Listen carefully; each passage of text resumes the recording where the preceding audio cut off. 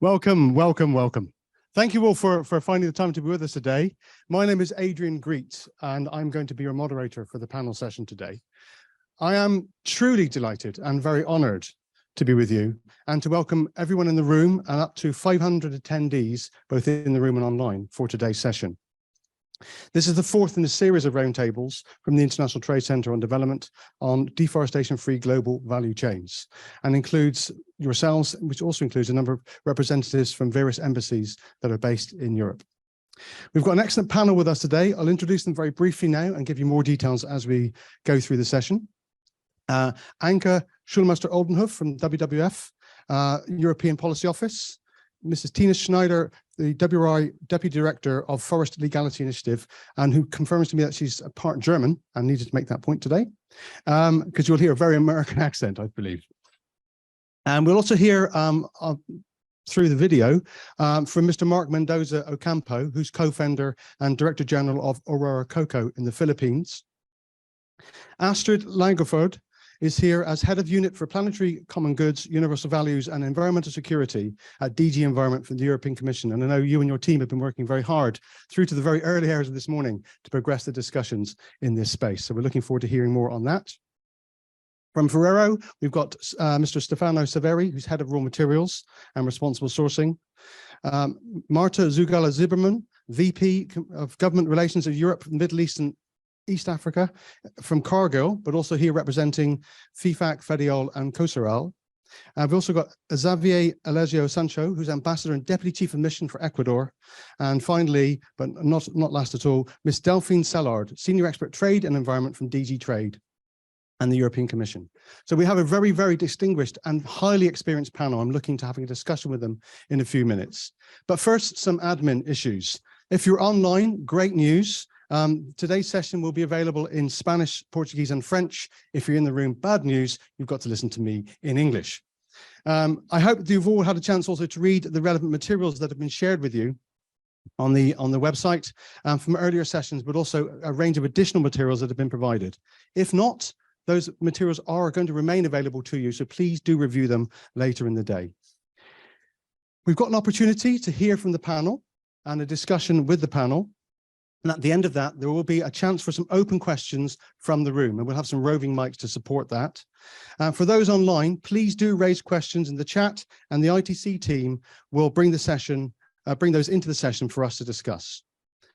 After the panel itself and the questions, there will then be 3 breakout sessions to explore the areas of traceability, inclusiveness, and partnership. And I believe we've all signed up to join those sessions. And they're really critical parts of the day, because this is our chance to hear from you, to learn your knowledge and experience, so we can collaborate on options and solutions as you move forward into 2023 and the future. We also have some members of ITC here with us today. And if I could ask Mathieu, Helen, Joseph, and Michaela to stand up so we know who you are, and then we can mark you out. So if you need additional help or support through the day, they're here to help you very much. So before we start the panel, we have a few words of welcome from the ITC Executive Director, Pamela Coke-Hamilton. I hope.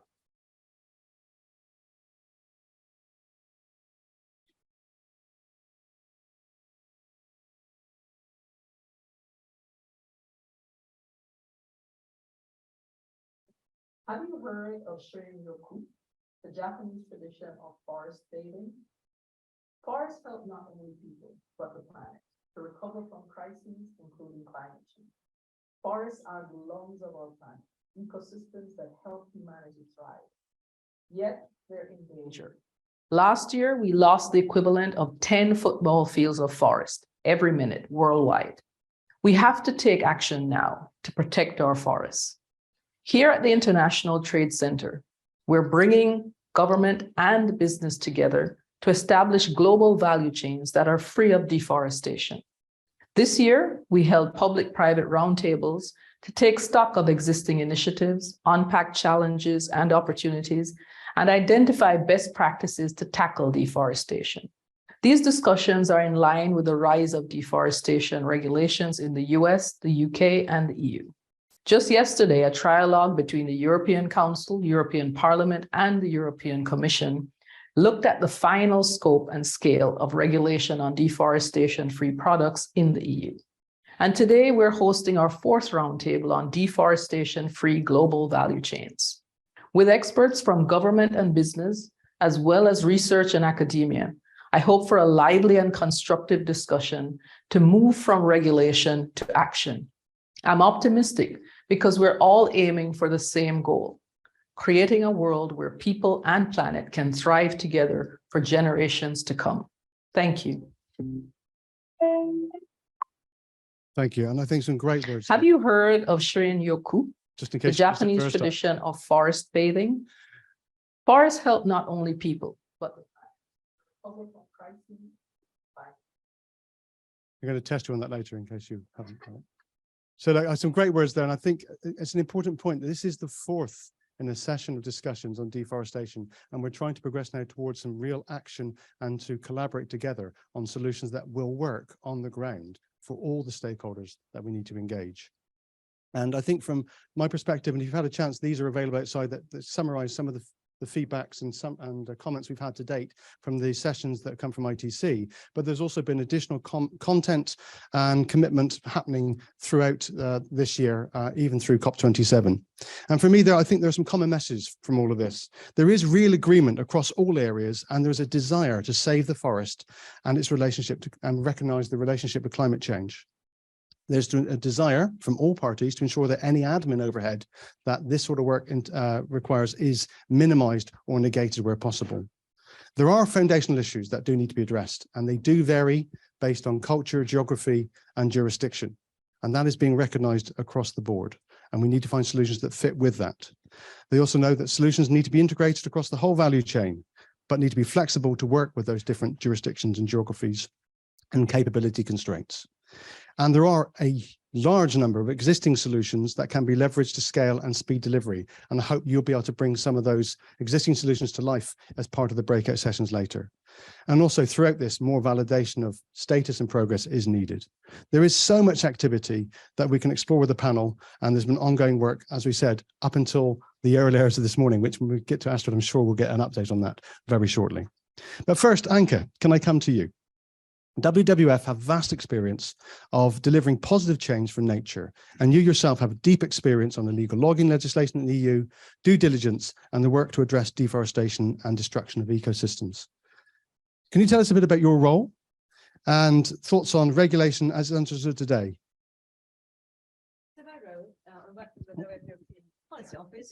Do I need this, or can I do that without? No, do it because Okay, good. I'm going to do that then with it. Oh yeah, for the translator, sorry, I forgot. So yeah, I'm with the WWF European Policy Office. So it's the WWF office, which is really doing advocacy work together and for and towards the institutions. And I have been in my position for, I think, about 16 years now. I have been following the development of the EU timber regulation, and I've now been following the development of the new legislation on deforestation. However, it will be called in the end, actually, a very long title. So yeah, I mean, lots of experience in what to do and what not to do.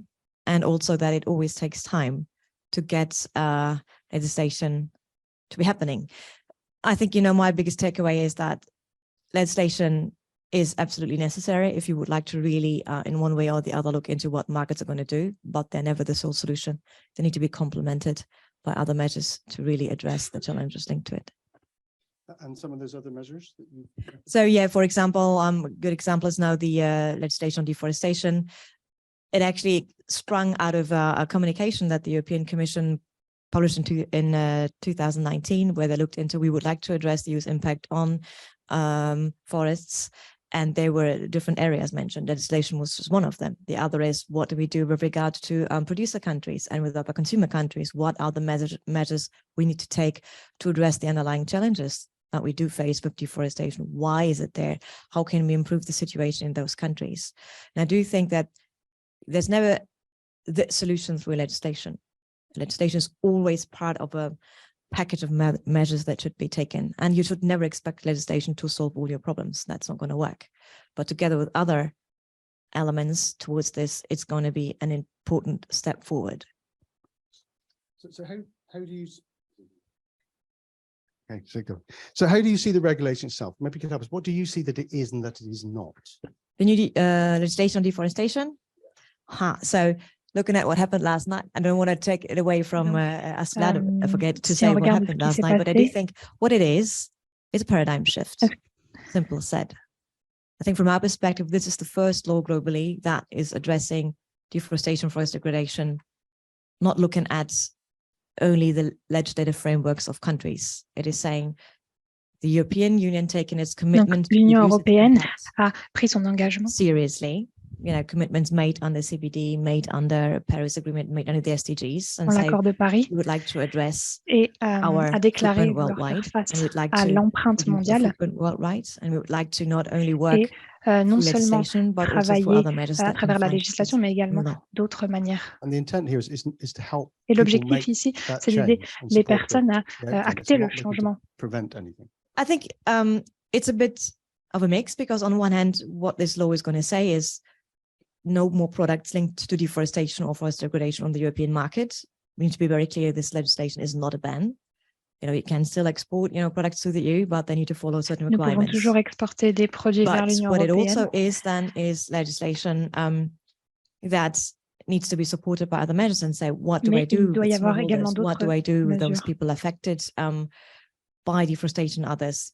What are the other measures we can take with regard to support by development or finance or other support that we can provide? So Delphine, maybe I can just come to you briefly on there, because I think there's always a concern that these sort of things end up in sort of banning certain regions, certain countries. That clearly is not the intent here, but I know that DG Trade will play a strong role. No, thank you very much. Well, it's not DG Trade. I mean, DG Environment. I can confirm that the Commission didn't want to impose a ban. This regulation is not a ban. It's any product or any producer from any country will be able to export its product to the EU, provided that these products are produced in compliance with the regulation. So it's not discriminatory. It's not a ban. Just do not sell us deforested products.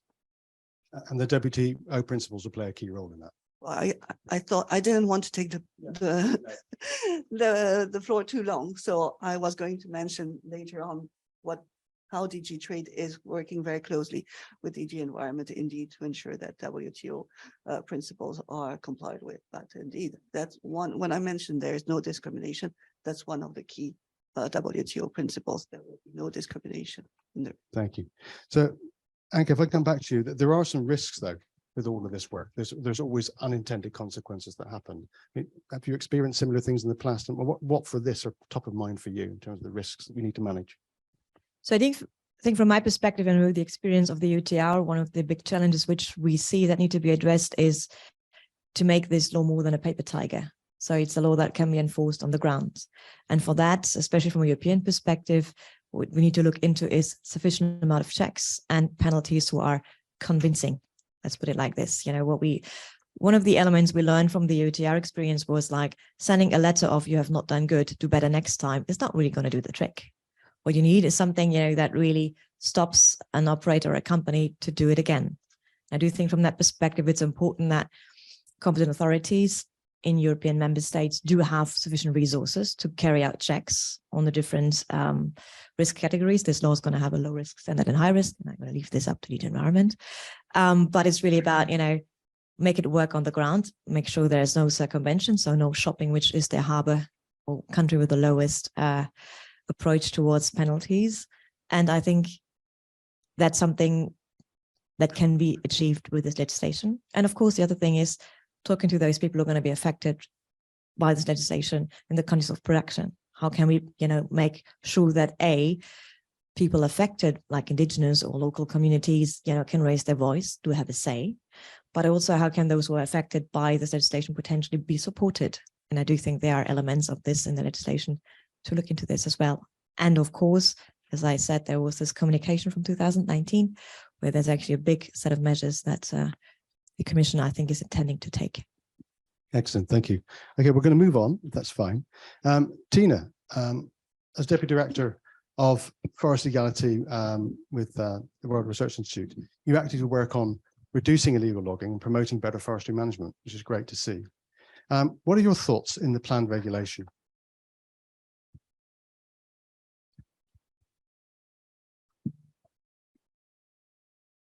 Yeah, thank you very much. Yeah, as you hear the strong American accent, I do want to underscore that I am German. It comes out when I speak French.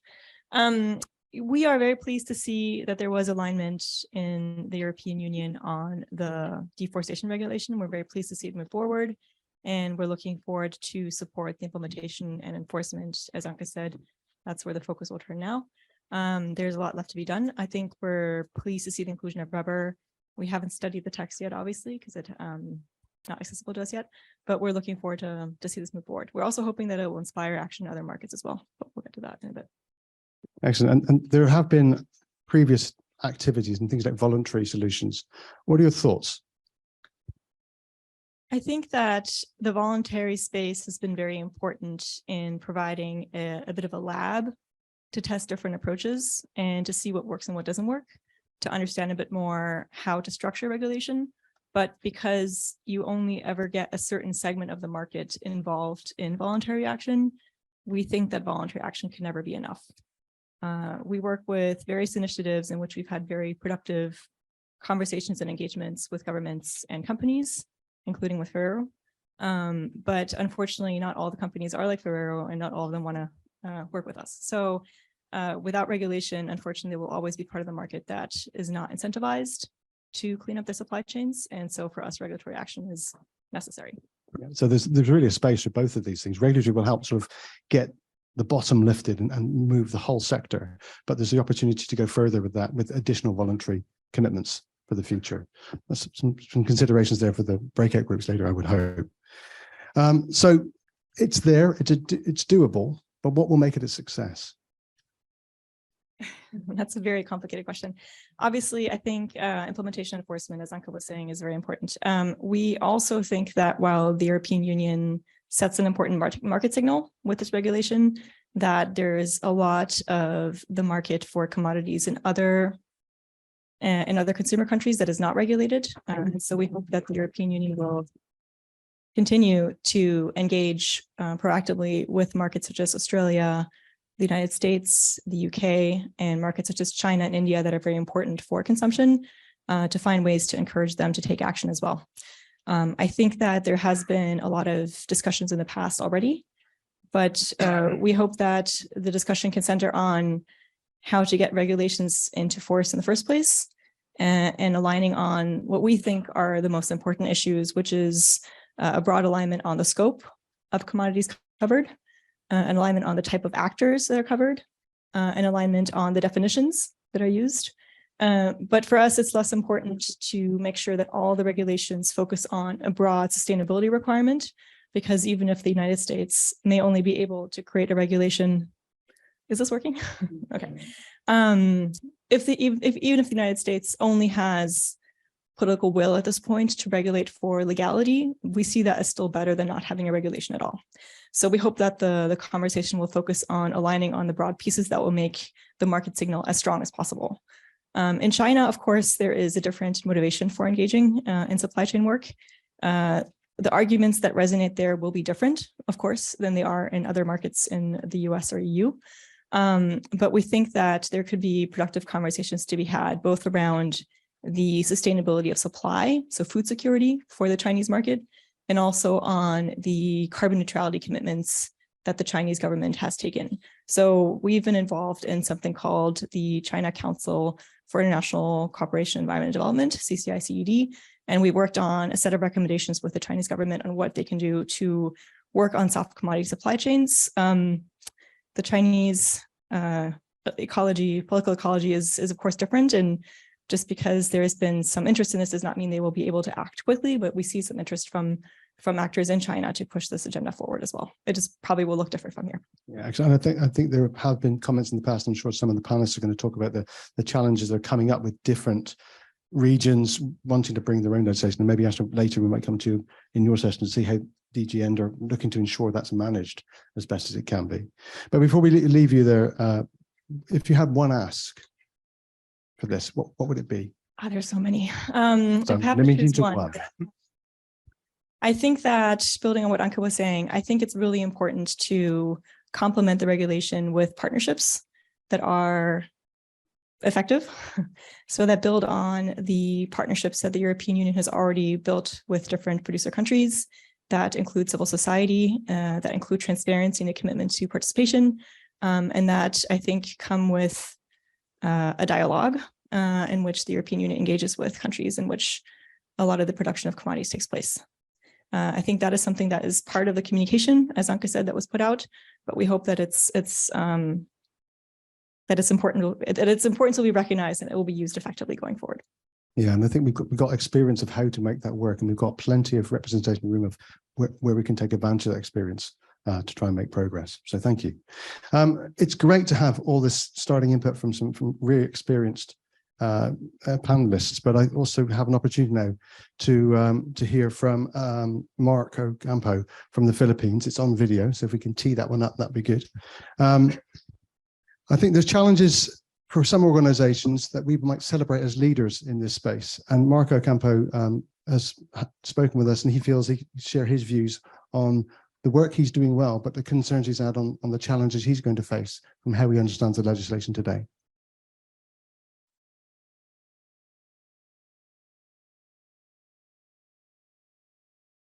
Hi, everyone, and thank you so much for having us. I'm Mark Mendoza Ocampo, one of the co-founders and managing directors of Or Chocolate. We are a single origin treated chocolate company from the Philippines that sustainably sources our cacao beans directly from local farming communities in Mindanao. And we produce a variety of internationally awarded cacao and chocolate products for our local and foreign markets. As a company, we are fully committed to empowering farmers to create long-lasting relationships and impact through value adding by teaching them how to treat their farms as a business, and of course, to invest in themselves. We are involved in every step of the process, starting from the cacao bean. After teaching farmers how to achieve quality and consistency based on our international standards, we also offer premium prices as well as a number of community programs like organic farm conversion and certification, among others, to constantly aid in improving the quality and productivity of these farmer-owned farms and to further contribute in the elevation of their livelihood. First off, I would like to thank this distinguished panel for including us in this very relevant discussion on deforestation and climate change. As a chocolate company based in the Philippines, this topic is very important to our agricultural landscape. Producing fine flavored chocolate in the Philippines is still a relatively new concept, despite having a 300-year-old history of growing cacao and consuming drinking chocolate. We have experienced severe deforestation over the past century, where forest cover has dropped from 90% to a staggering 20% more or less, which has ultimately affected our climate, resulting in unpredictable shortages during harvest season and unprecedented natural disasters which plague our country to this day. I would like to note that cacao is not the main driver for deforestation in the Philippines. The biggest threat truly comes from land title conversion, urbanization, illegal logging, mining, etc. And currently, based on the new EU regulation, it is still unclear if it will address any of these threats. It may certainly affect the production of cacao directly, which is indispensable to the livelihoods of thousands of farmers in the Philippines, but we agree that the time to act is now to ensure the sustainable growth of our very young industry and, of course, to reverse the damage that has been done over time. I only ask that as we continue to find a solution together to this very real problem, and that ourselves in producing countries are seen as part of the solution and not as the problem. We need to work together in an inclusive manner where in producing countries contribute to defining the solutions through the examination of the many different sourcing supply chains that exist and define terms based on the reality of each country's local landscape. So we can be sure to create a truly inclusive roadmap that will not inhibit necessary growth, especially to our fellow developing countries where growth is key to our survival. Thank you. Thank you. The time to act is now, and I think that's a strong resonance I've heard from many producing countries and companies, but also that concern about how do we do this together and make sure we're part of the solution. So I guess, Astrid, it's a great time to come to you on that. First, some great inputs from some key panelists, but you've got 20 years of professional experience in working EU policies. You've been part of this whole development from day one. And you and the whole DG Environment team have been leading much of the work right up until the session into the early hours of this morning. So can you tell us a bit about the journey to get here? Because this has not been an easy route and it's taken a while. So how do we get to today, and what are your thoughts going forward? Yeah, thank you so much. And thank you for organizing this today. It's very timely.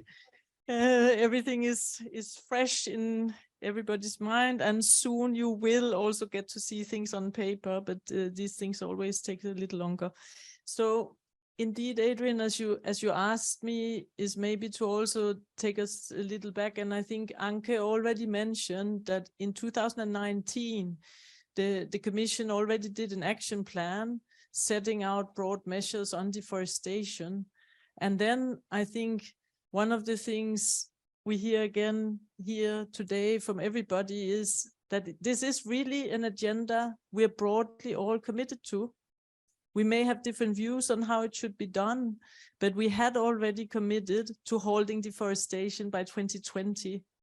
And so in many ways, I think this was really a guiding year for the Commission to say, I mean, we have agreed to halt deforestation by 2020. So how can we now put together all the important learning points, because we have many good strands of cooperation. There's a lot going on. There's a lot of good private sector expertise, leadership. We heard about voluntary initiatives. We have taken a lot of inspiration looking at all of that since 2019. I have to say that I was not, unfortunately, part of the team already at the time when they did a very intense intake from stakeholders. They had lots of discussions with private sector, with partner countries, that all led to the build-up for the Commission to decide to put this proposal on the table at the end of 2021, following a very thorough impact assessment.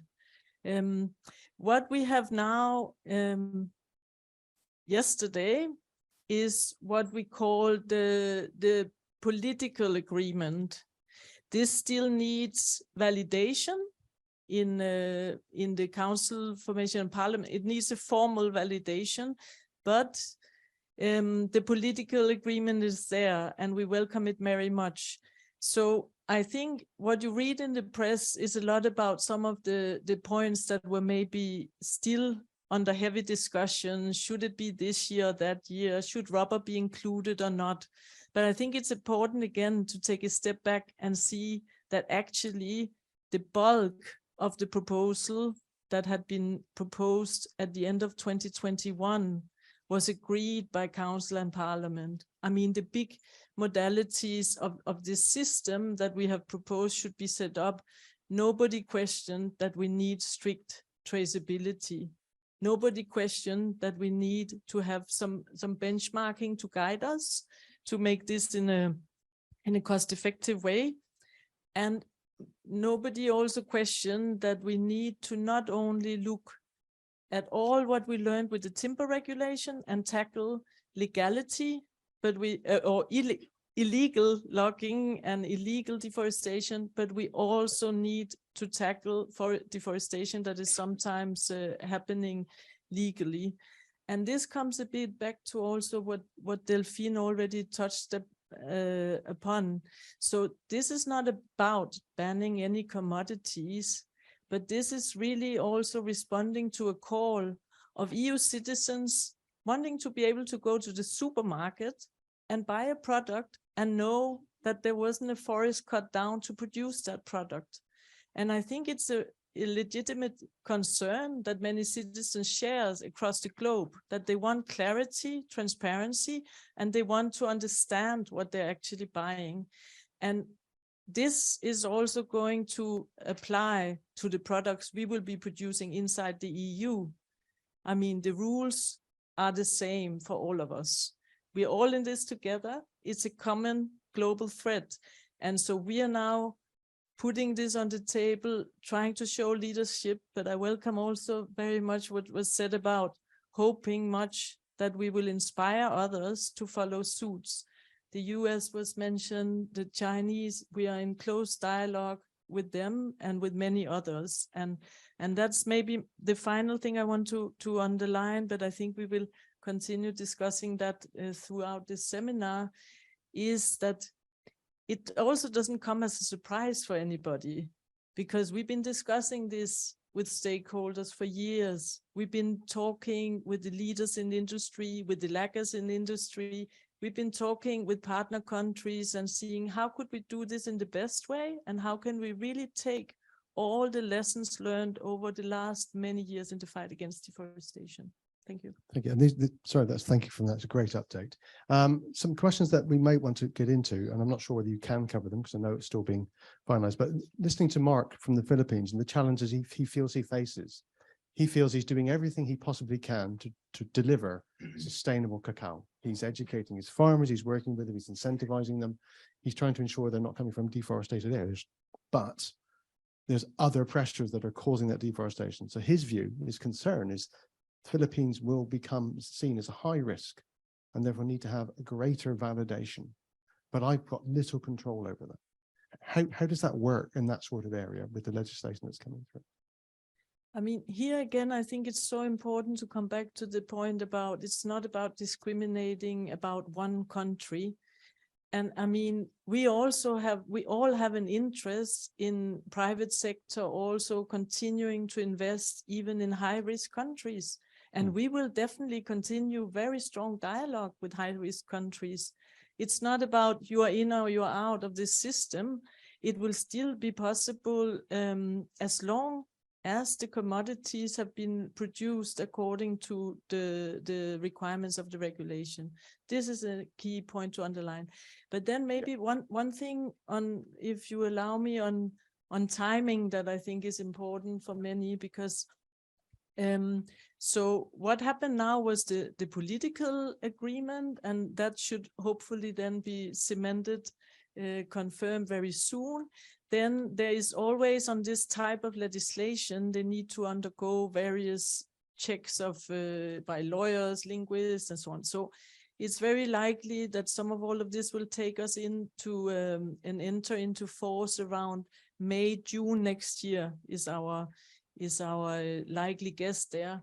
But then what was agreed in the political agreement last night was that from the enter into force mid next year, we would give the private sector 18 months to understand how they implement this and to help set up the systems to implement all of this.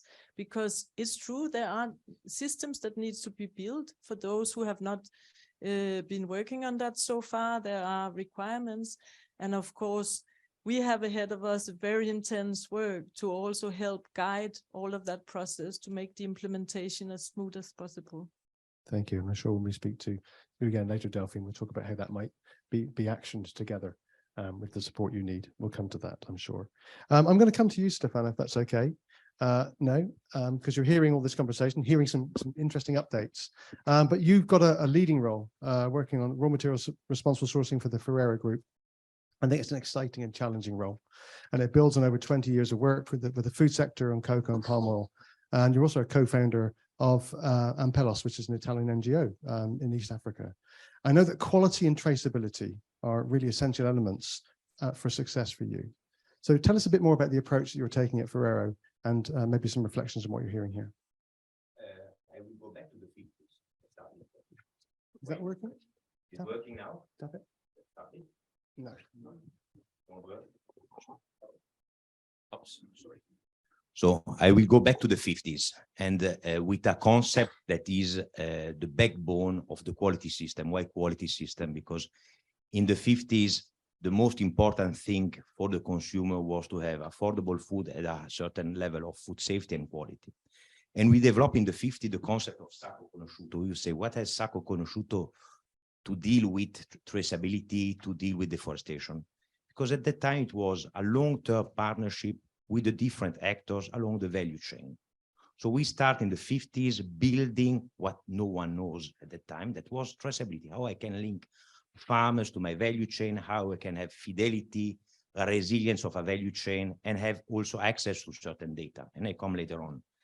And after 70 years of this sacco conosciuto, we move to, I would say, a responsible sourcing approach and strategy. We build on like a cake in 4 distinctive layers, and I will give you some numbers. So we have roughly 20,000 suppliers, but I would like to bring you into the palm oil sector. So we have something tangible that is under the EU deforestation law. So a clear example. So we apply a due diligence process along all our suppliers. And we have today, and this is public, 15 palm oil suppliers. So can be traders, can be refiners, and so on. And on all of this, we have a due diligence process. And once a year, they are not, it's not enough that they are certified, but we send also third-party audit to give the first layer of credibility. Then we move to what we call, and this is going back to the Sacco Conosciuto, the supply chain visibility. The choice that we have done in 2011 was to have a full segregated supply chain. So we want to know exactly where all our palm oil was coming from. This was the engagement. Then takes always a while. So we talk about a supply chain that is around 240,000 tons, who are all traceable back to the single estates. Big effort. And then I will take you some dates. Then we step further is certification. So we have done the choice to say, okay, we want to have them all certified. So again, 240,000 tons, all certified means that you need to have a resilient supply chain to be able to fulfill your commitments, to be able to see the tempest arrive. We have Ukraine crisis right now. We have some decision in the US about certain ban. We had COVID. So resilience is becoming very important. And then we thought this is not enough. So we had a supply chain visible to single estates with roughly 400 single estate and 30,000 smallholders, all mapped. And we say, if we want really to be committed to deforestation, certification is not enough. So we need to add a layer on top with a credible verification. And we endorse a service provider that is Airbus to monitor 1 million hectares twice a day, 365 days a year. And we work closely with all our suppliers to go back to them if there is an alert to do that deep dive. So with people on the ground on one side, and also with Starling and the suppliers to verify if it's a real deforestation, is a problem of the mapping and so on. So a system that needs 10 years when we decide in 2011 to build this kind of system to arrive at a supply chain that is under constant satellite monitoring and that we can claim has the engagement to be 100% deforestation free. That's hugely impressive. And, certification is not enough. It's really a major commitment. And just the level of investment you've made on top of that is really, really inspiring. But what have been the concerns to progress such a supply chain in the past? What's worked and what processes have supported it? You need time. I don't want to bore anyone. You need time. When we make the commitment in 2011, we say, okay, we want to be 100% SDG. This was the first commitment. And we arrive in 2015, fighting from 2011 to 2015 with the suppliers, investing in facilities, explaining to the NGOs that this was probably the first step, and explaining also to RSPO that at the time they didn't adopt in 2013 the PNC, so deforestation was not on the top ranking of RSPO list, to say, okay, it's not enough. So we build our own chart. We say at the time HCS is important for Ferro, so we want commitment from our supplier that are respecting HCS and then later HCV. We are in 2015 and say, okay, and now we have to go back to the States. So the mill traceability is not enough anymore. So I think it's also a learning by doing. So you discover that you need to add layers on more and more and more. And we arrive in 2021 where all our supply chain is monitored under satellite monitoring. So it's 10 years time, so quite long. It's long, and that may be the concern. So given 18 months was just mentioned in terms of a time frame to start the engagement and to make at least start the progress, is it going to be a bit easier? We are a lot further down the journey generically. I think today there is a higher maturity compared to 2011. And I think all the big competitor of Ferrero, but also the supply chain invest quite a lot. Yeah. So I think there is, for sure, it's not comparable to 2011. But I think 18 months, that is what I read this morning very early, arriving from Luxembourg is quite tough. Yeah. And they can use it. I'm sure there are going to be many jurisdictions and many commodities will say, we're going to need longer, but that's part of the discussions I think we need to enter into going forward. Yeah. Okay, good. So Anke, Tina, I mean, just some reflections on that. Anything similar approaches? Have you heard this before? Yeah, just a few things from our side. I think yes, there's more maturity in supply chains, but also more maturity in the regulatory bodies. I think it's clear from the proposed regulation that the European Union has learned a lot from the EU timber regulation and has done great steps to improve the guidance that is provided to competent authorities and sending out more clear guidance to the different countries involved. So I think that hopefully this time around things will be more smooth and can be implemented more quickly. And also in the supply chains, of course, so WRI works a lot on data and monitoring tools, including with different companies such as Ferrero and Cargill. And we have two projects where we work with different companies in the cocoa and the palm oil supply chains to work among companies sharing data with us that can be anonymized, where privacy is maintained, but where we're working together to bring everyone further along in ability to monitor. So we have now radar-based alert systems that we work with palm oil compliance companies with to establish in Indonesia. That's now used on the ground in different provinces of Indonesia.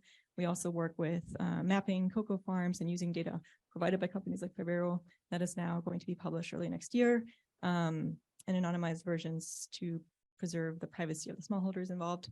But also we're involved in something called the Forest Data Partnership, which aims to align different actors around data sets that involves FAO, the US State Department, USAID, NASA, Google, Unilever, and others. And so that's an effort to bring together people around definitions, which in some cases have been the stumbling blocks to moving progress forward in this deforestation-free space, and to target investment to where the data gaps actually are, so that we can together hopefully speed things up and get a chance to move forward with this action. So I think that 10 years is a lot, of course, and I think that companies like Ferrero have done a lot to show that it's possible and inspire others into action. I think that I would agree that now, if you look at what was possible in terms of monitoring and remote sensing 10 years ago, where we are today is a very different space. I think innovation is still happening. It's happening more quickly. And I think together we've learned what is really necessary to focus on going forward in terms of innovation that we might take. No, thank you. I think there's some good inputs, and to say that there's a lot out there that we can take advantage of to try and catalyze that progress, which is great. So before we finish with this, Stefano, I think I might know what this one might be, but I'm going to, given your previous comments, but is there sort of one ask you would have of the EU at this point? I changed the answer. Oh, good. Don't leave no one behind. Yeah. I think this is very important because we deal with supply chain who are mainly driven by smallholders, and the expansion. We need more food in all the countries. We have seen it with the Ukraine crisis, and I think the expansion in many of these supply chain will be done by smallholders. So smallholders needs the support of all the supply chain actors. Yeah, it's a key message, I think, throughout all of this. So we've heard from key supply chain owners and drivers, etc. But there is a real need to engage within sort of EU level and all the different departments and across different organizations. So Marta, can we come to you? I mean, you're Vice President of Government Relations for Cargill, which I think is a challenging role, and you work on government affairs and advocacy of strategy for Cargill, but you also are Vice Chair of AmCham, the EU Agri-Food Committee. You're a Chair of FEDIOL Environment Committee and Vice Chair of Coastal Food and Feed Safety Committee. So you're at a sector level, working with various EU organizations to make progress on this. So tell us a bit more about specific sector needs and your experience of sort of regulation in the EU. Oh, thank you, Adrian, and thank you for the invitation as well to be here today. So indeed, I mean, I think when we talk about sector approaches, I think as grain chain partners, right? So it is really FEDIOL, COSEROL, and FEFAC representing both grain traders, crushers, protein meal producers, and animal feed compound. I mean, it's enhancing transparency in supply chains and really working to address the underlying problems around deforestation is something that it's been a top priority for many years. I think, as Stefano said, I mean, we started in this journey probably around 15 years ago. And I think the situation indeed, when it comes to transparency, when it comes to data, when it comes to all that type of information has really evolved because there's been a lot of emphasis put in that. And also there are ongoing partnerships with farmers, with NGOs on the ground, and many initiatives to protect forest. And I think these actions should and will continue. And it's coming back to those type of mixtures between the mandatory and the voluntary measures that I think is the right mix what we need. So we have been indeed supportive of an approach in Europe towards a regulation that is conducive to really help in that goal of not just deforestation-free supply chains, but also no deforestation and ending deforestation, which is the common goal. And I think for that, indeed continue to work with partners, with government to government discussions between different partners in the supply chain. That kind of collaboration and initiatives that need to happen is really of the essence.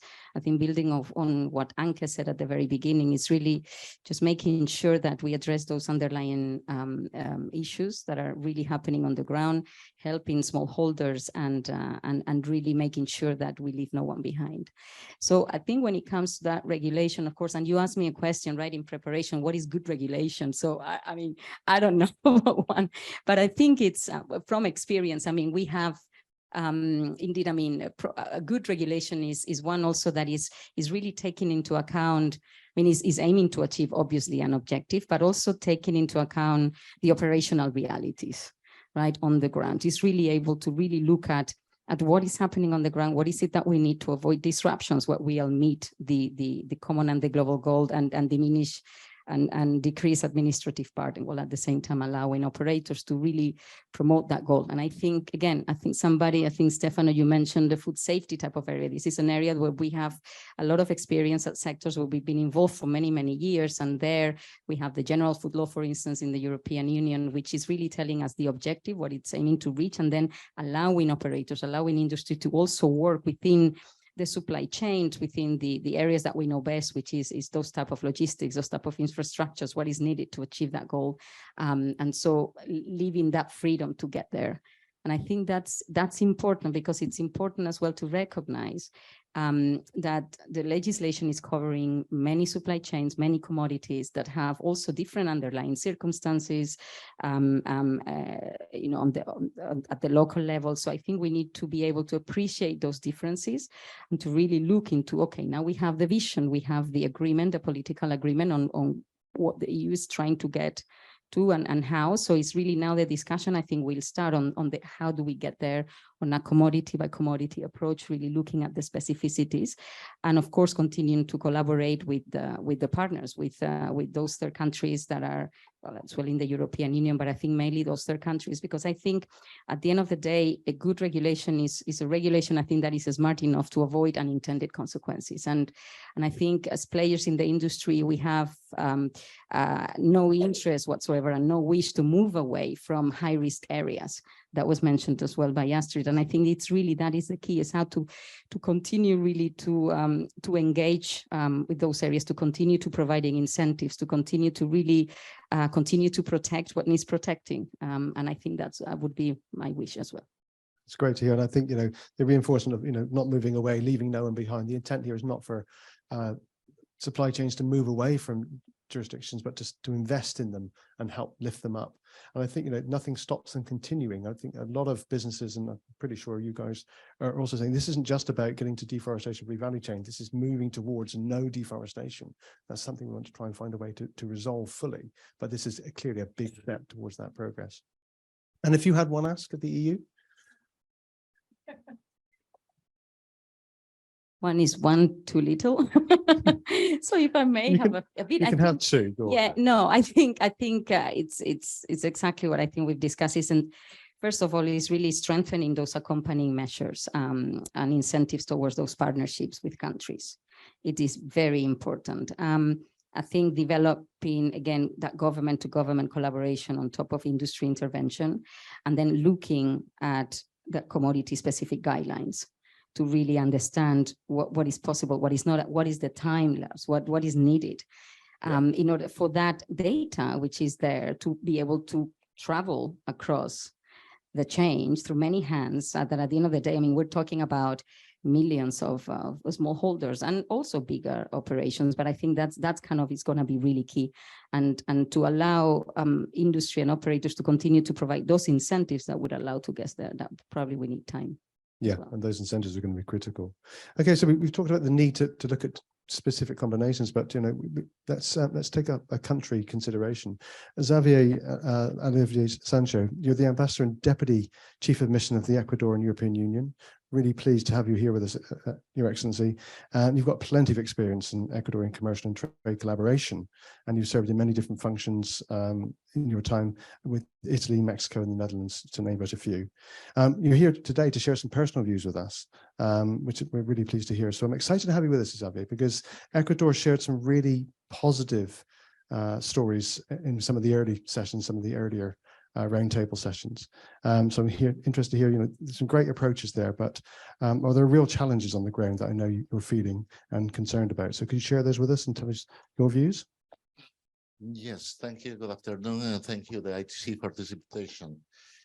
Well, as you may know, Ecuador is one of the mega diverse countries in the world, and governments have been very keen, very dedicated to protect the wealth, the natural wealth that we have over there, and not only in the continent, not only for the Galapagos island that we have as well, but even for the oceans. And maybe I know it's not the main topic of this event, but Ecuador decided to extend the Marine Reserve Hermandad Brotherhood.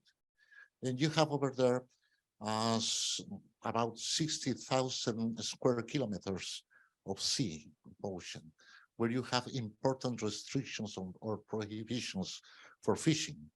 This is in protection for whales, for turtles, fishing itself.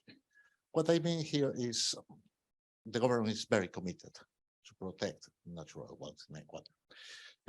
When it comes to deforestation, we have established a new mechanism designed by the government and implemented along with cooperatives, local cooperatives for producers in the Amazon region, and private corporations overseas.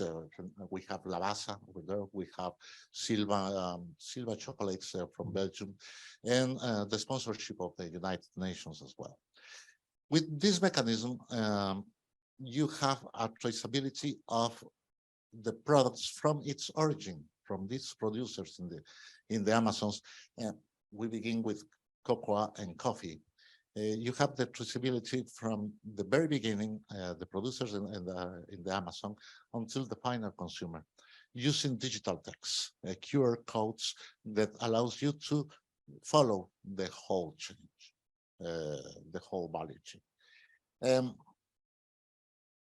This scheme is as well connected to the national monitoring system of deforestation.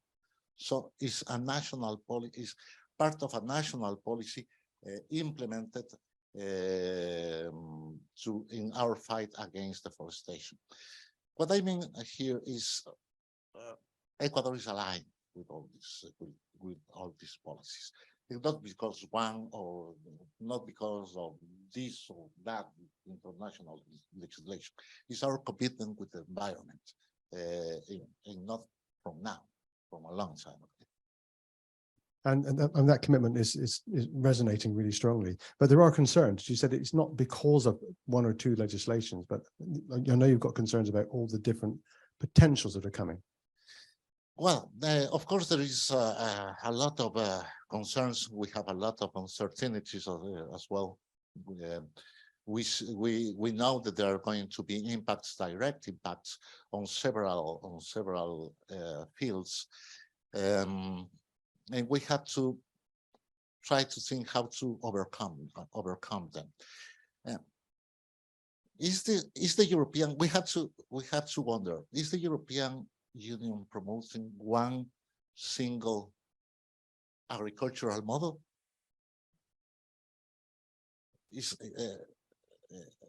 Because this proposal of legislation is going to be widely applied, and not in the European territory, it's worldwide. Are these policies going to be trade barriers for us, or should they be policies aimed at sustainable development? what are going to be the main effects of these policies? Are we going to have effects or impacts on productivity, on food cost? Are we going to have trade diversion? Well, every single country is going to assess that on time too. I remember that about at the beginning of October this year, Secretary of Agriculture of the United States, Tom Blizzak, announced that they are thinking on a new approach to agricultural policies as a counterweight to the farm to fork strategy. Because in the United States, they think that there is no need to sacrifice productivity in order to promote greener policies. Every country will have to assess that, because this is going to condition the trade negotiations agenda of the countries, our priorities. Every single country has its own priorities, its own needs. And we will have to assess all the possibilities, all the partnerships that we can be offered. I guess that, as you say, many countries are going to have that same question. I think, I don't want to speak on behalf of you, but I'm very sure that this is not promoting a single agricultural model. And I'm also sure that you'll talk about trade barriers in a little while when we come to you. So I think we better answer those two things more directly later. But I mean, if I could just ask you to build a bit more on the business models that might need to change, because you take this at a country level and you're much more commitment. We discussed bananas as a real challenge, depending on what this legislation could ask. Could you share a bit more on that? Challenges, we have a lot of challenges. I think it's pretty obvious that this agricultural model needs a change. You have to create, model a new system that combines, that adequately combines food safety, biodiversity, contamination, and this is a real challenge for everybody. We all do share the concerns about climate change and deforestation consequences, but we all do have needs as well. We have to attend the needs of our populations as well. I guess it sounds like as we go forward, we're keen to ensure that whatever comes from the EU, there's the opportunity to make sure that aligns well with other jurisdictions that are also going to be coming, bringing their own requirements, and also that whatever tools you're using, you want to be sure they're validated and supported. And that benchmarking offer, I think, is something that can obviously be explored as we go forward. So thank you, that's really good. So we've heard a lot, and I guess last but very much not least, but probably first, actually, because I think going forward, this is where we now step into the next stage. Delphine, if I can come to you, because you've heard from leading organizations on deforestation, you've heard various concerns raised, etc., from suppliers, manufacturers, and the trade.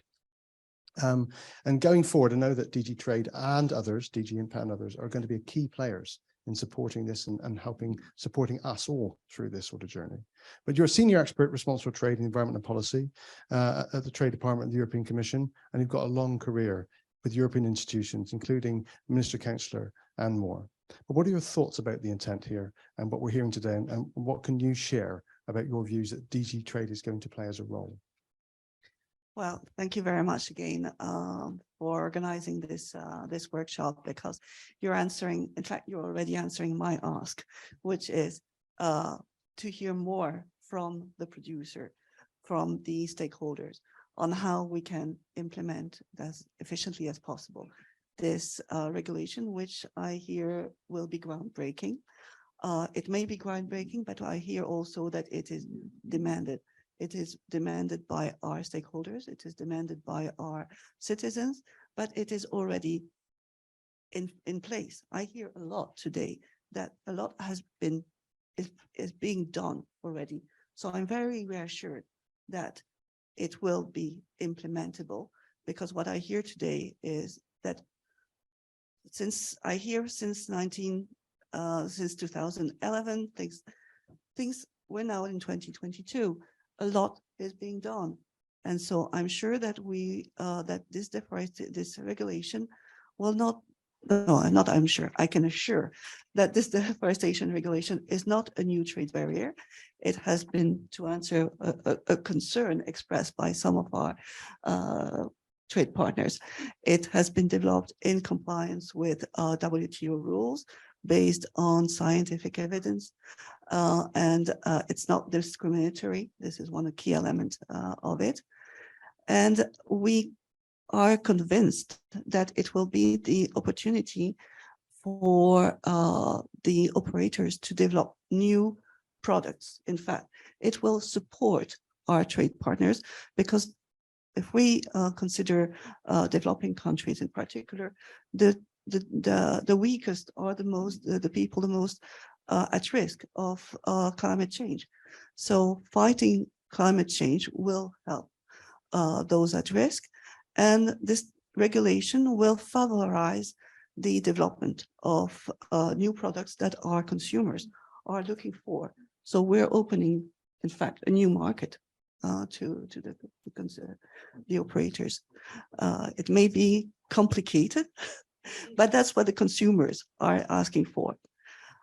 So what indeed is my role in this operation? First, I'm new to this position. As you mentioned, I was until recently at the EU delegation to Canada, where I was heading the economic and trade section, and working in Canada was a very interesting opportunity.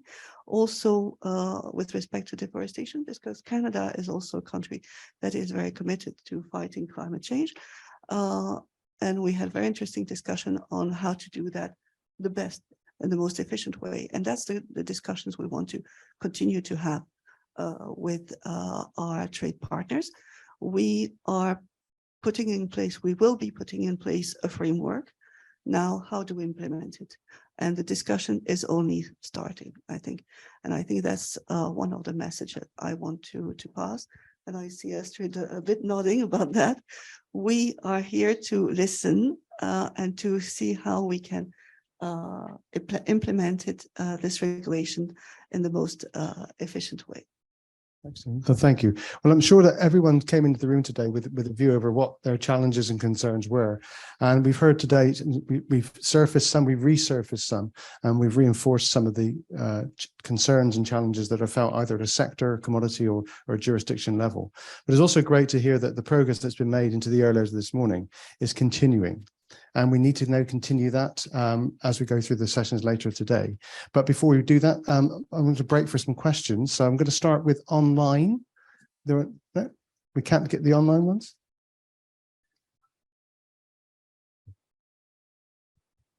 Okay, at the moment, just some comments. But so if you're working online, then please do send any key questions you have. We have a couple of runners, I believe, who are going to be picking up the microphones. And we've got a few minutes now to have some time with the panel to take some questions from you guys in the audience. So if you've got a question, put your hand up and we'll try and get a microphone to you. There's one and there's two. So I'll pass to number one. That's going to be stepped up. Thank you. Thank you for having the meeting, and thank you for the panel. My name is Antonius Budiman. I'm a trade attaché from Indonesian Embassy here in Brussels. Actually, I have a lot of questions, but I will limit them to only some. But first, in our opinion, as one of the producing countries, and by the way, at least 4 of the products that included are our concerns. And in our opinion, that the regulation potentially, most likely, will be a trade barrier, a disguised trade barriers. My question is, does the commissions or the regulators already calculated the full impact or the literal impact of the farmers in producing countries? Because they may not have enough capacity, especially financial or budget technology to cope with the complex requirement. And potentially, well, the big companies may have the ability to do so, But what about the farmers or suppliers that are not an integral part of the big companies? They are not part of the plantation of the companies, and they may not have enough capacity or financial ability to cope with the requirement. Is that has been calculated? And also, the increase of their business production will increase their selling price as well, which then it will increase the selling price here in Europe as well. Has that been calculated or considered? Thank you.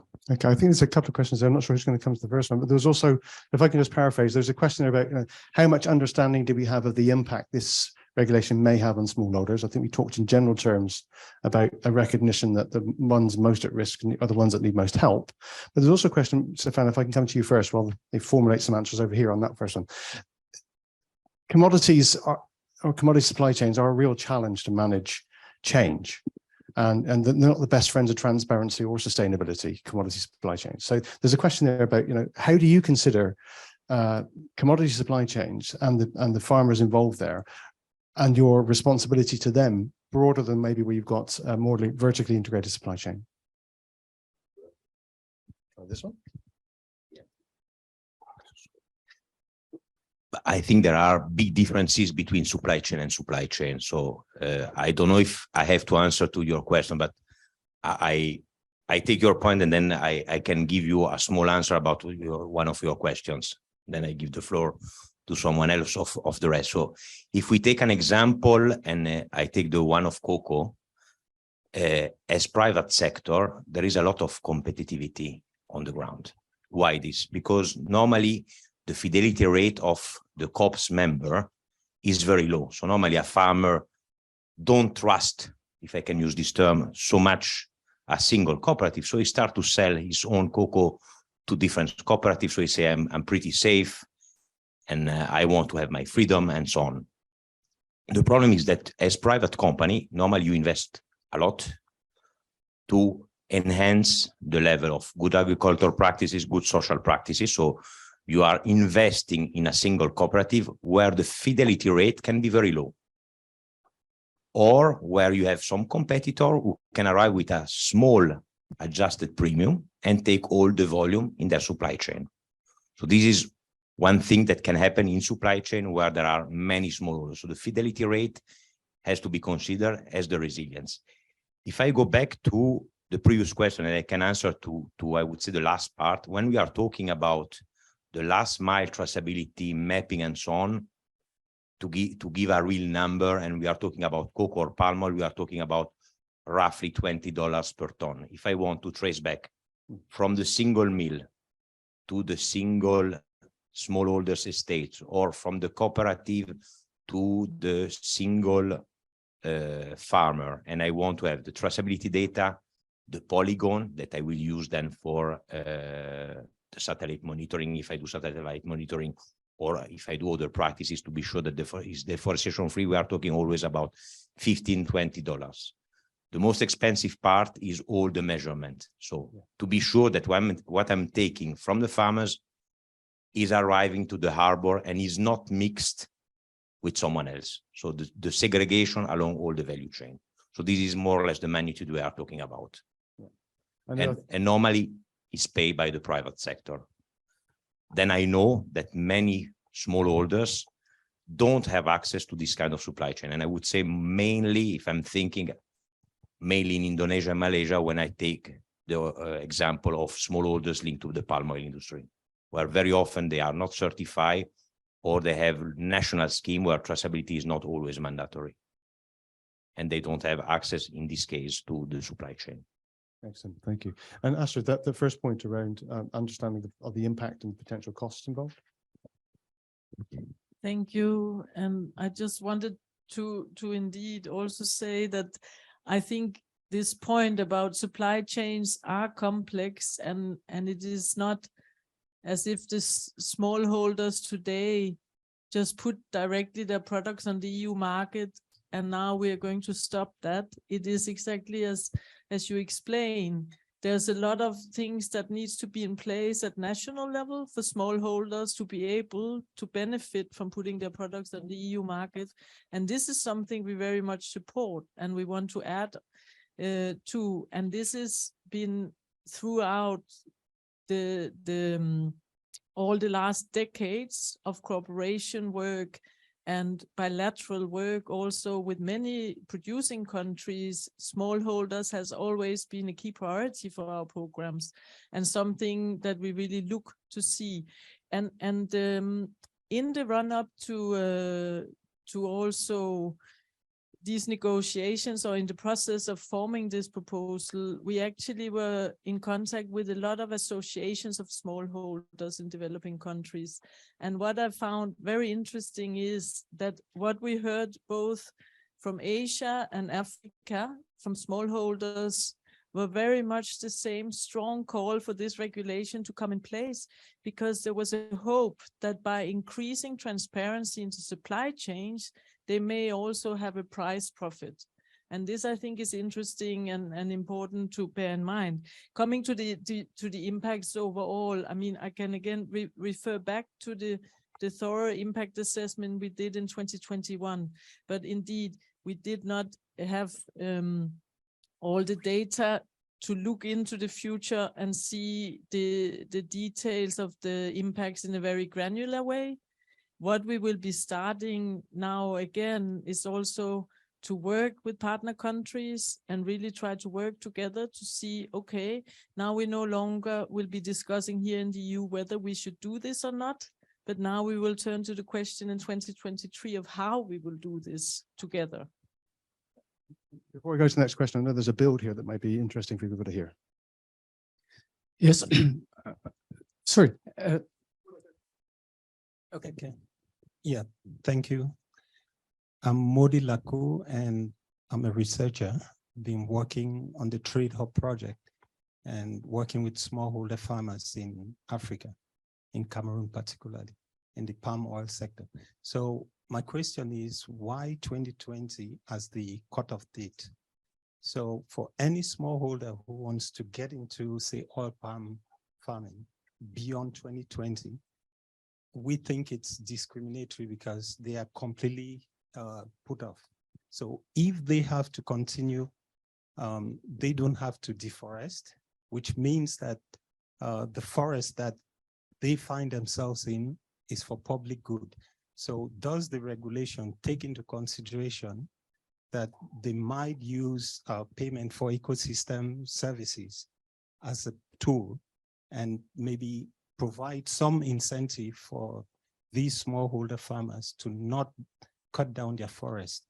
So if they have that kind of incentive, then it might help them to keep the forest standing, because they already know that they are deriving some benefits, but this extra incentive might help them to keep the forest standing.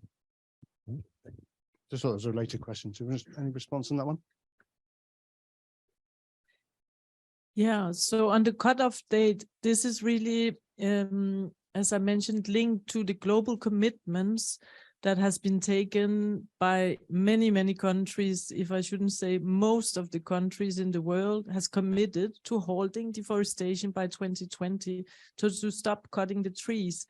And so there's been a lot of discussions on this cutoff date, because people saying, can you put into legal text the date back in time? And this has been checked very thoroughly. And the thing is that if you would put any date into the future, you would create a huge incentive for people to go out and cut all the trees down right now in the moment we're sitting in this room.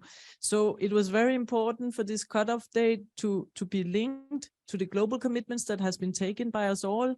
And the incentive, as you asked for, indeed, is very much related to then you're incentivized if you have not cut the trees to sell your products on the EU market. So I think there's a lot in how this is going to be implemented that's really critical to get discussed. I'm hoping that you guys in the panel breakout sessions will help us with some of that. I think there's a question there first, near you, Mathieu. Yeah. And then one at the back, and then one back there. Thank you very much. My name is Florence Kaibe. I'm from Kenya Embassy Brussels. I'm the agriculture attaché. And I want to concur with one of the presenters that deforestation has to be stopped because countries like Kenya, climate change is real. And therefore we need to get something that works to ensure that we sustain the forests that are there and bring in new forests. However, on the issue of, someone mentioned that the regulation will not be discriminatory. And so I wanted to find out what will be the criteria of categorizing countries into high risk, medium risk, or low risk. Thank you. So that risk categorization, is there detail on that we can share? We cannot share much more details on the benchmarking system as you could already found at the time when we put out the proposal. But this is really something we will be turning to develop more details on. So this is something we will come back with more details on in the next year. Again, let me just underline, as we already discussed, it's not about whether or not it's possible to source from something that is high, low risk. It's really about having a way to look at things proportionate, so you have an idea of where the risks really are and where we need to work. Yeah, if we could quickly come in here, I think it's a very interesting discussion, and I really appreciate the fact that we do have exchange also with the audience. I think that's very important. I sometimes get the impression that there's a bit of a misunderstanding about what this benchmarking is about. So I think, for those of you who have followed with the legislation, there is this idea that there's going to be low risk, standard or high risk countries. But to start with, and I hope I'm not emptying what you want to say, everybody's going to be standard risk. So every country is going to have the same, things that apply to them. Whether there's going to be high risk or low risk is going to be determined then later and according to criteria, I think, which I already said actually in the legislation. That's the first thing. Second thing is, because a company operates in a high-risk country, this does not mean for the small holder or the small forest owner, small palm oil person, that they will need to do more. What this high risk means is simply that there's going to be more checks on those countries, and that companies, will look into, okay, if it's a high-risk country, I need to somehow mitigate the risk. But let's be clear, those are the countries who place products on the European market.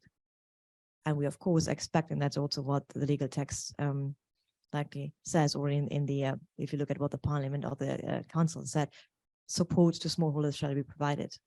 So, companies need to take that into account. So I would not say that, being a high-risk country makes it impossible to source from a country, no. And I do think that it was one of the points for us, what I have to very important to make, that what we do not want is then that everybody's now running to low-risk countries and sourcing from there. You can, of course, very well source from a high-risk country and do it well if the company or their suppliers do it well. That is not the point, at least from my perspective. It's more like, to make this law implementable, then you also need to check, okay, as a competent authority in a member state, I might need to do more checks of something coming from high risk, and less from low risk. And let's not even talk about circumvention. Excellent. Thank you. Thank you for that clarity. I think there's one question there and then one behind. Yes, thank you. My name is Jack Stein. I'm with Equipoise, a sustainability consultant in Amsterdam. And I do think that this new regulation will bring a lot of positive opportunities for exporting smallholders, especially the ones that are organized in cooperatives. But I also do think that there is a risk that people will be left out. And we're talking about this now, and nobody should be left standing behind and so on. But in some countries, especially the least developed countries, it is very difficult. Some of those countries don't even have the environmental, the legislative environment or the supportive infrastructure to help sustainability and traceability, transparency, and so on. For instance, a country like Liberia, if you're operating out of Liberia, you don't even have auditors. You have to fly them in from Ghana or from Europe. In those countries, you need more than 18 months or a lot of efforts to make sure that those countries are not left behind. And I mean cocoa. A country like Liberia exports 8,000 tons of cocoa a year. This is what Cargill needs in an afternoon. Nobody will miss if Liberia stops selling cocoa because they cannot meet the requirements. But the Liberians will, and there are 50,000 farmers in Liberia. So what are we going to do to make sure that within 18 months, those countries will still be able to sell to the European Union because they sell 100% of their produce to the European Union?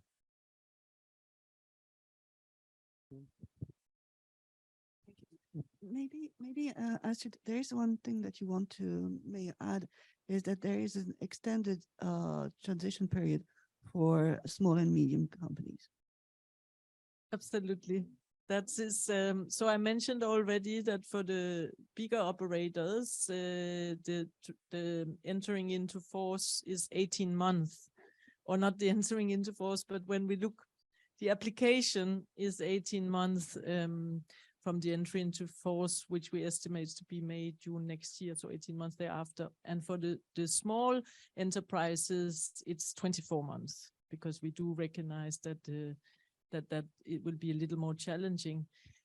But I want to come back to the issue about, so what can we do? Well, this is going to be a joint endeavor also with those operators who are currently sourcing from countries, because I think as the colleagues from the private companies are already explaining, there's a lot of work that they have already done and systems that they are already using. So sometimes in the debate, it comes across a bit as if we are sort of starting totally from scratch. But for example, I think Ecuador is an excellent example of where we were already starting to work together, and we are cooperating on traceability, because traceability is not only something linked to some trees being cut or not. I mean, traceability is also part of a future business model, and for many businesses already very much a necessity today, because it's useful for other things. That again comes also back to the price, that it's important to look at this in a systemic way. I mean, everybody who wants to operate in the future will need to set up something that systemically addresses the various risks across their supply chains. And many companies have been doing this for centuries, but others are starting. So I think it's a valid point that the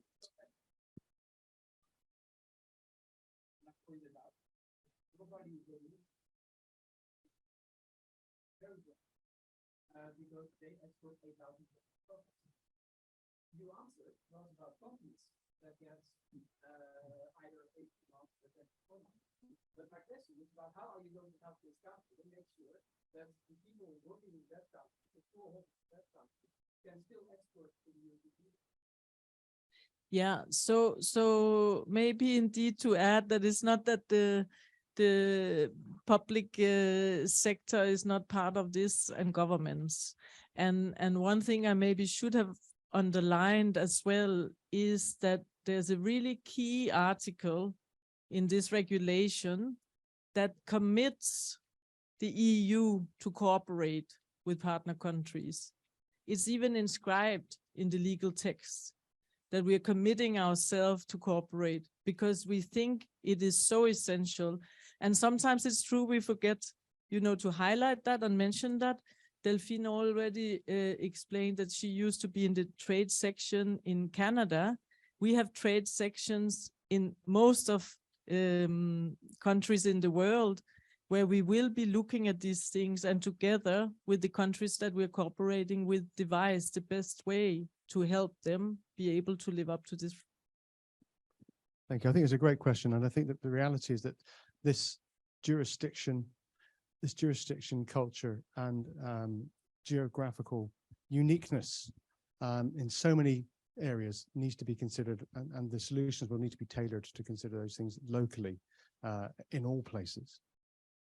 Yeah, sure. Thank you. May I just compliment on that? In fact, one of your speakers was also on a panel that was organized by the EU delegation to Philippines with the support of ITC, is exactly to do what we're trying to do today, is to explain and in fact, sorry, not exactly what we're doing today, because that panel was focused on operators, SMEs. So explaining to SMEs, Philippine SMEs, how this regulation could be implemented. So we've got 2 more questions, so we can take both the questions, then we'll have to answer them. Sorry, we've run out of time. So it's one back there and then one back there. Oh no, we've got one from online. We'll take that one as well. I'll see if I can fit you in, but it's tight. Good afternoon. Yeah. My name is Elias Santos from the Mission of Brazil to the EU. First of all, I'd like to affirm and stress that Brazil, like other producing countries, is committed to combating deforestation, fighting deforestation, has one of the most advanced legislations in terms of forestry management, and other producing countries also have their own legislative frameworks which address the issue of deforestation, particularly illegal deforestation. But what's at stake here is the EU legislation, not the efforts by the countries or the producing countries to address this issue. What we should be discussing is the appropriateness of the EU legislation to achieve that objective. And in that regard, it was repeatedly said here that the legislation does not contain trade restrictions or the objective of restricting trade. First of all, if we take a look at Article 3 of the legislation, we see that its title is prohibition, so strong word in there. There's at least, or there should be at least a recognition that there is a threat of imposing trade restrictions on producing countries, or trade restrictions that will affect exports by producing of those commodities that are included in the legislation. Secondly, there is something that's we've been hearing from European stakeholders and representatives of the economic sectors that are affected by the legislation here in the EU, but to the fact that the legislation would have also indirect trade consequences in the sense that it would probably or likely provoke preemptive trade deviation away from countries which are, for example, categorized as high risk towards countries that are categorized, for example, as low risk because of the more stringent requirements that are attached to the categorization as a high risk country. As representatives here in the panel said, this decision is yet to be taken by the Commission and by the EU authorities. So this one point. What does that mean? Article 3 says prohibition, and there are certainly trade consequences, international trade consequences attached to the legislation. Secondly, it's about the consultative process. We heard today that there's a willingness to listen. This was also said repeatedly today. So one point we would like to make is that Brazil and other producing countries have also conveyed their views about this legislation to the appropriate EU institutions and authorities over the course of the discussion of this legislation. But unfortunately, we haven't seen the results of the trilogue yet. These points or these concerns have not been reflected in the final outcome of the legislation. At least that's the impression, the likely result of that process. We think that the most appropriate time for listening, in our view, this is a unilateral legislation before adoption of the legislation. But it seems that there is a willingness to listen only about implementation. That's what I understand. So the second question is, what exactly do you mean by your expression or your declaration that you are willing to listen to producing countries or to the stakeholders on the ground? Thank you. Right, I'm going to hold that question. So there's something around the language of prohibition, but also the process on engagement. So we'll come back to those. There's a question also online. There were actually quite a few questions online. So thank you to the more than 180 participants that have joined us. I'm just going to pick 2. One is on the country guidelines. Will they also be developed for each commodity?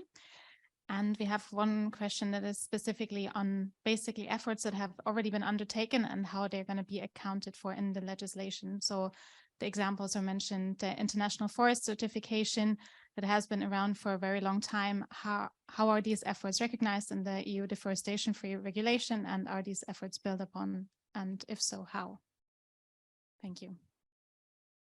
Key members of the panel, but if we can, any other questions or anyone else, we'll come to them. I'm guessing the first one maybe Delphine to you about the prohibition language. Thank you.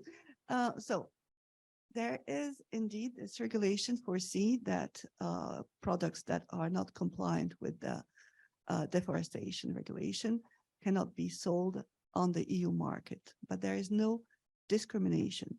This will apply as much to EU producers as it will apply to third country producers.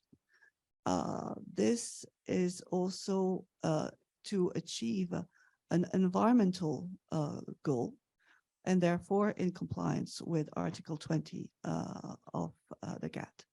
That's why we consider that we are adopting this regulation to achieve the overwhelming goal of fighting climate change. Process for engagement happened to links to existing. Yeah, indeed, as regards the consultation and engagement, I want to say that I feel that we have had our ears open and on the ground. I mean, we have teams who have traveled over the last year, who has collected, we have held workshops, we have discussed. It's not, I mean, since, as I mentioned, since 2019, when the EU started with this idea in the action plan that there may be a legislation coming up, there has been a very wide engagement. And this is also what has been enabled us to actually put forward the legislation as it looks today. It is exactly those learning points from some of our very strong bilateral cooperation with partner and producing countries. And it's that very strong engagement with private sector, with NGOs and people on the ground.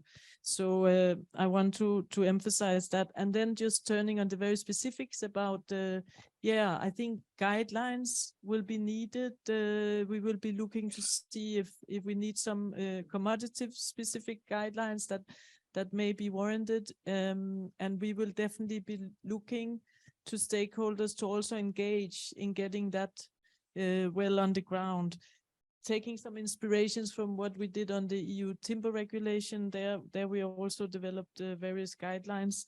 And finally, on the voluntary and certification schemes and so on. Indeed, I consider all of this has been part of the intake at looking at these schemes. How do they work in practice? What has worked, what hasn't worked, and how could we sort of take the best element and build on this? It's a bit as was said in the very beginning of this discussion. Sometimes you have front runners, you have leaders, and then at some point when there's a crowded space up there between the front runners and leaders, you need to legislate and lift the bottom and make them take over those approaches that seems to work. Yes, so very quickly. No, and I just wanted to build on what Astrid was saying. Is really those commodity specific guidelines, I think, is going to be very important to be engaged in that process, both I think as industry, civil society, but also third countries. I think there is a real need to look into the specificities of the commodities, plus then the countries as well, to make sure that it's really, we take into account that time lapse that is going to take to either have that data to make it travel across the supply chain and all other different circumstances that are really going to allow at the end of the day for the regulation to be successful in not just, again, deforestation-free supply chains, but helping combat deforestation. So I think that coming step, I think is a critical one. Excellent, thank you. I'm going to take one final question from the floor. So we did sneak you in before we close, and then we're going to break for a quick coffee before you go to your sessions. Hopefully it works. My name is Indra van Gisbergen. I'm working with a firm based here in Brussels. I have two questions, very quick, on smallholders.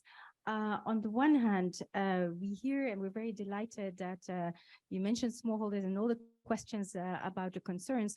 However, we have understood from yesterday that a lot of the suggestions regarding smallholder inclusion have not been picked up, and also the review and the assessment would be provided within 5 years only. So we think that that period of 5 years is very long.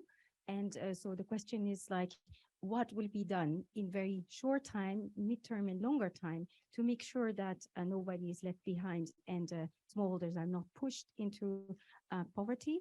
And also, is that not possible to do that maybe within or earlier than the 18 months? What is holding the EU back? Because we know for a lot of sectors like the rubber sector, cocoa sector, it's mainly smallholders who are involved. The other question is about partnerships. Article 28 is mentioning that the EU shall engage on partnerships. Well, the European Commission, which we absolutely welcome.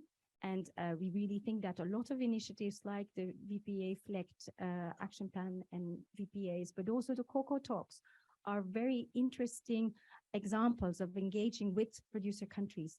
The question is, we understood that it may be moved outside of the text, but rather in a political declaration. So the question is a little bit like, how will then we step up the action on engaging with the producer countries? Thank you.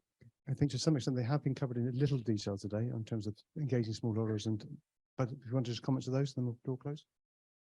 Yeah, happy to give a few more details also in what task we have set ourselves in the next years to come. So I mentioned only so far some of the obligations that will fall on others, but indeed it is also decided that the Commission would very soon after the entry into force, namely 1 year after the entry into force, would be looking at reviewing whether other wooded lands somehow should be part of a future regulation.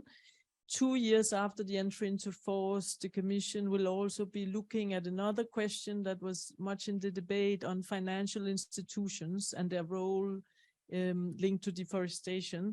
And then as mentioned, there's a broader review that will look at a whole range of items in the overall system and its functioning after 5 years. We do also need to give a little bit of time for the system to actually work in order to be able to review whether it needs some fine-tuning.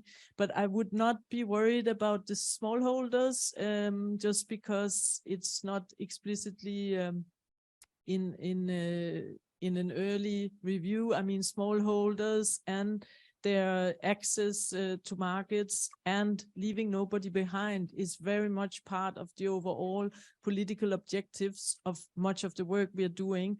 So whether it's specifically stated or not, I think this is very much at the heart of the cooperation agenda. Thank you. Okay, I'm going to have to draw the session to a close. So first, before we let you break for coffee and the next sessions, first, please join me in expressing huge thanks to the panel today. I've really appreciated all the great thoughts and ideas you had.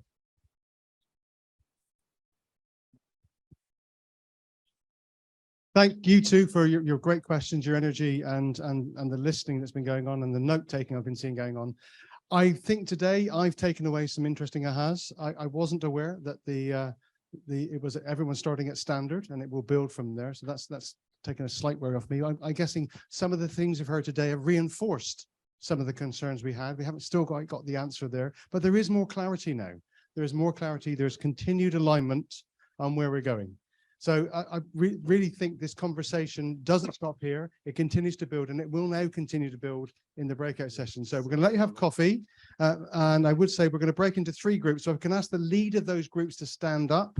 We've got traceability being led by Mathieu, who was already standing up and waving at you. We've got inclusiveness being led by Marianne, who's at the back and waving at you. And we've got partnerships led by Vanessa, who's here at the front. Just to check. 2 of you are going to be in this room. Those 2 in this room. So the first one in the room. The third one is going to be out in the coffee area. No, you're going to be in the coffee area. So inclusiveness in the coffee area, the other two in this room. Yeah, so if you want to change groups now, but listen, we are tight on time. So please do grab a quick coffee if you need one, but try and get to your break areas as soon as you can. This is our chance to hear from you. What remains a concern? Try not to just focus on that, but also how do we build together to solutions that work? There are many examples we've heard today that are things we can take advantage of and look to apply, but I know you've got more. So I look forward to hearing from you at the end of the day. Thank you. Oh, yes.